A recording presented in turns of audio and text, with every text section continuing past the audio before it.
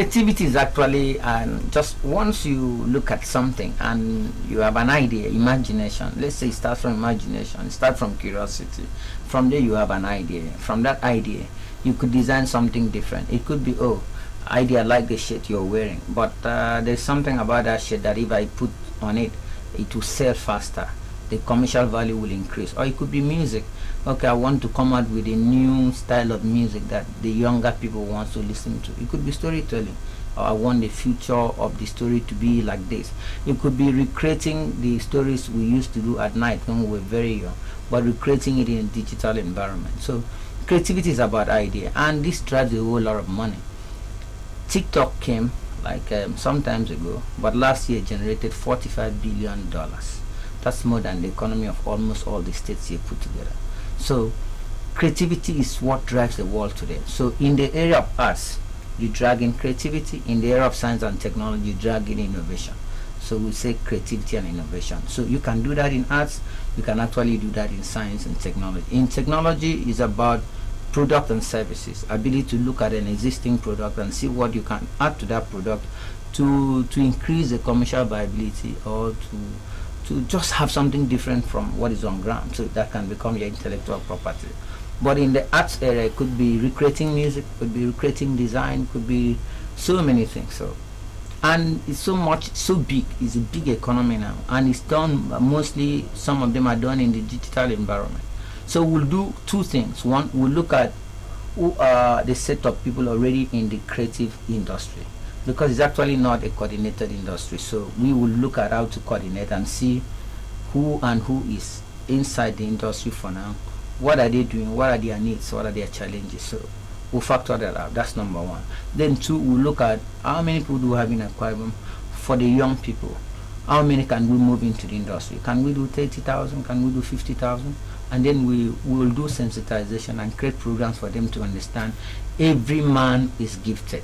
But do you also understand that creativity is a skill, can be taught? So we will begin to teach people that looking around your environment, there are certain things that if you solve that problem, you're actually going to make money. So I've also understudied other economists in relation to the creative sector, and understand the fact that if we take it very serious, we invest, because we must invest. The turnover and the effect will be very big. Okay. It seems the conveyor point between creativity and innovation will be digitization.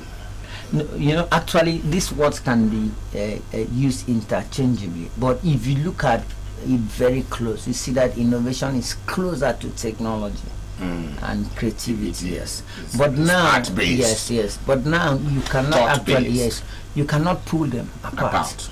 That's why I said that we need to go back to restructure what is being taught at school. But what is being taught at school now does not have a real application to what is happening in real life.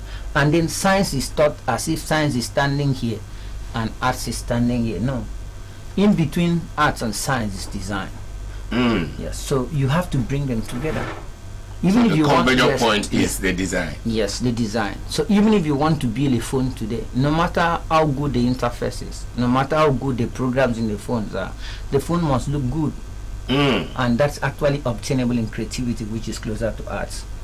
So in my school, we say STEAM: science, technology, arts, science, technology, engineering, arts, and mathematics. You see, so because once you bring in arts, you are bringing in content of design.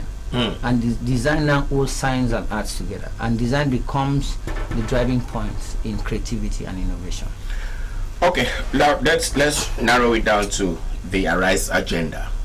Your job will permeate almost every department, every MDA, and every facet of governance. Is that not too vast for you, being that this has never existed before? Well, I to do something. You have it's not a special purpose vehicle; it's a multi-purpose, because since we are starting from scratch, if we had already existed long before now as a sector, it means that we would have done like what UK is doing, going for special purpose vehicle to look at creativity in a digital environment. But now we're starting from scratch. There's a program I am suggesting, already written, that the state should implement. Is called Capture the Youth at Niche. Actually, a lot of young people doing nothing, believing that they are useless, that everything is finished about them. These people are very many. We're going to capture them and then tell them, some of them, they have the ideas that can turn certain things around and create so much money for the state. So we'll capture those youths at that point, and we'll be able, because these ideas are, in fact, the creative industry is so wide. If look at the room we're sitting down now, a young guy can come in here and reorganize this room, just reorganization, and put certain ideas into it that you'll be willing to pay for.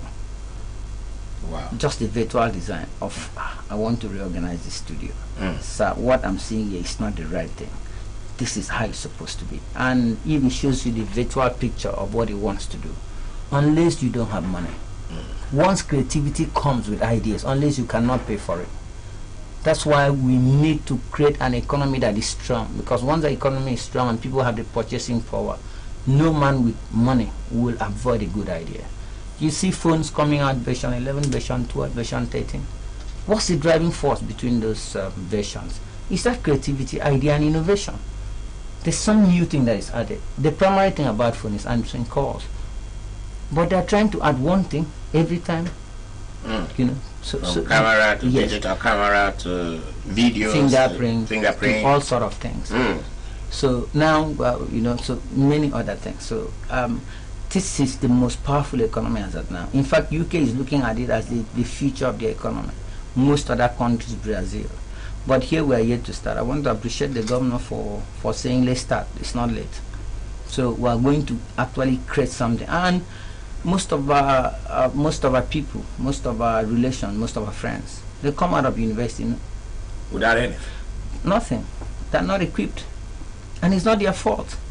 The fault is that the people teaching them right now in school does not understand that the world is 10 years ahead of them. 10 years. 10 years ahead of them. So you have to equip the child, the people, the student for tomorrow. And the tomorrow is today here. Okay. If you're just joining us, the Honorary Special Advisor to the Governor of Akwa Ibom State on the creative industry, Honorable Prince Idonwase Ituen, is my studio guest, and we are looking at the creative industry in Akwa Ibom State. Honorable, thanks for staying with me. Anyone from now will open the phone lines, but I want to find out, because the way you are coming, the education subsector should be the primary focus of the creative industry.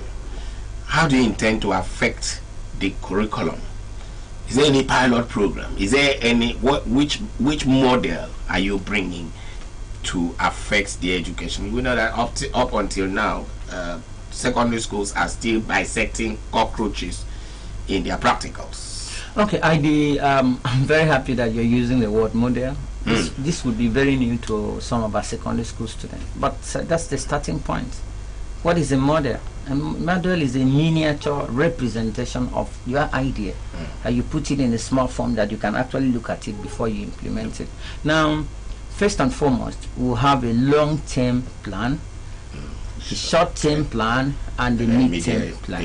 Yes. Now, the long-term plan resides in the educational sector. That's where we're going to prepare this set of people to be able to take charge in the next 10, 11, 15 years. There, we are going to use two strategies. One, we will not, because if we say let's overturn, let's restructure the curriculum, that cannot be done immediately. But I'm already working with a team. I'm the team leader. We will launch by September a prototype curriculum, a model curriculum that will affect and repositions our schools to be able to equip our children to compete world over. That's number one. But for the immediate, we're going to launch creativity and innovation clubs in all the schools in Akwa Ibom. We're going to pick few schools as a pilot. What are we going to teach them in those clubs? We're going to teach them that things that relate to real life. Your ability to solve problems in real life, and then we connect them to what is happening in your class. Since we will not be able to overhaul the entire curriculum, we'll come through these club activities. It's working in other places. We'll now say, okay, if we have 10 members in this school, there's a challenge. The challenge is in music. The challenge is in design. The challenge is in this, all the areas. We say, okay, we want you to design this. We want you to do this. We want you to do this. And then we set the template. We will train the teachers, because some of the teachers do not also understand. So we will need to train them. It's a whole lot of job. So we start by training the teachers, sensitizing the students, creating the clubs for them, and then putting up these challenges. From these challenges, we'll find the kind of people we are looking for, and then from there we'll begin to build up from there. It will spread over. So many of the students will want to join that club. Before you know it, every of the schools will have a certain number of people already in creativity and innovation club, and every member of a creativity and innovation club must be able to come out with one thing, one idea about a certain sector. Is it in environment? Is it in interior? Is it in music? Is it in design? There are so many areas. So that would be long term, but we're going to start now. The effect will be felt later. But in the meantime, we will do a whole lot of training and sensitization, and a whole lot of funding by government, because the creative sector must be driven by government. Though we are also looking at bringing in some donor agencies who are actually supporting creativity in Africa and the rest of black African countries. So we will look at that. But the most important thing is that government will drive the sector through impact funding, by coming in with a whole lot of funds to support people who are really doing things, to train and equip those who want to go in, to upscale those who are already at a certain point, and all that. Okay. We just pause. When I come back,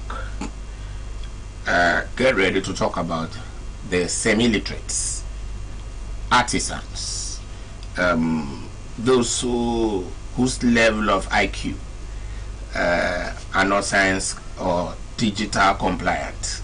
How do you intend to work on this kind of people? But just hold on there. When we come back, after you answer that question, I'll be throwing the phone lines open so that Akwa Ibom people, many Nigerians, can ask whatever question they want to ask. Director, we'll just take a short break to be back.